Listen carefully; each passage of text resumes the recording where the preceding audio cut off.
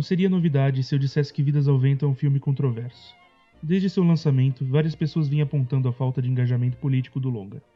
O acusam de ser omisso por retratar a Segunda Guerra de forma trivial. Por quê? O filme é um retrato ficcional da biografia do engenheiro de aeronaves Jiro Horikoshi, se focando nos momentos de desenvolvimento de sua obra-prima, o Mitsubishi A6M, mais conhecido como Zero. Para entendermos a importância desse avião, temos que voltar um pouco no tempo. Em 1868 se iniciava a restauração Meiji, isto é, o Japão trocava o shogunato por um governo mais, digamos, ocidental. É que o antigo shogun mantinha o país fechado para o comércio exterior, para o qual abria pouquíssimas exceções. Esse isolamento durou até os Estados Unidos aparecerem com canhões apontados para a capital, forçando os japoneses a assinarem uma série de tratados, chamados Tratados Desiguais. O nome fala por si só. Essa época era tão conhecida a época dos impérios coloniais, época na qual se dizia impossível manter o crescimento econômico de um país sem o possuimento de muitas colônias. Humilhado pelos tratados impostos pelos Estados Unidos, o Japão inicia uma reforma com o objetivo de alcançar os impérios europeus, e com o imperador como a cabeça dessa reforma, a tradição japonesa se manteria firme, apesar das mudanças. Transformar o Japão num Reino Unido se tornou o objetivo principal. Para isso, começaram a enviar jovens japoneses para estudar no exterior, e retornarem com o conhecimento necessário para o crescimento do império. O símbolo desse projeto ambicioso está de pé até hoje, a Universidade Imperial de Tóquio. Bem, todo esse movimento deu resultados, e anos depois, o Japão já disputava com a potência europeia a colonização de territórios na Ásia. Em 1905, o Japão derrota o Império Russo em batalha, e já havia tomado a Península Coreana da China. O Japão derrota um país europeu e estabelece seu império. Com o passar do tempo, as ambições imperiais do Japão aumentam, assim como o território ocupado na China. Em 1936, o país assina com a Alemanha o Pacto Anticominterno, um acordo anticomunista que já indicava aproximação entre os países. No ano seguinte, o Japão invade a China mais uma vez, e é aí que o filme passa a maior parte do tempo, momentos antes da Segunda Guerra Mundial. A história do Japão na Segunda Guerra Mundial é uma história horrenda. Genocídios, estupros em massa, experimentos humanos e escravidão sexual.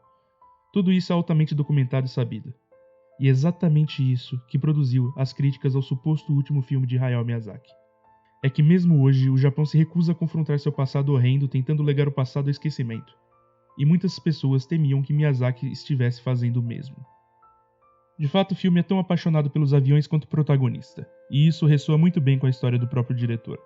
É que Miyazaki é filho de um industrial, antigo dono de uma empresa, que fabricou peças para o Zero na Segunda Guerra Mundial. Mas o filme é muito mais que uma carta de amor aos aviões. Na verdade, ele reflete o passado e o presente do país e do próprio Miyazaki. Parece que Miyazaki fez um Jiro parecido com ele, um artista. Ambos são artistas e querem ver suas obras voarem. Ambos produziram obras maravilhosas, mas que roubaram precioso tempo com suas famílias. Ambos olharam suas obras se transformarem em monstros. Lógico, o horror produzido pelo Zero, todas as mortes provocadas por ele, é difícil de comparar com qualquer outra coisa.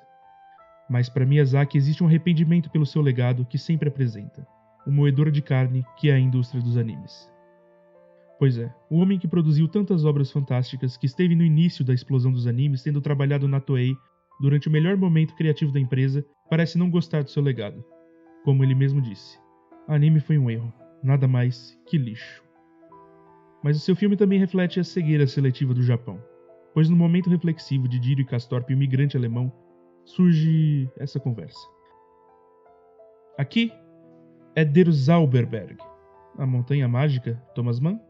Um bom lugar para esquecer.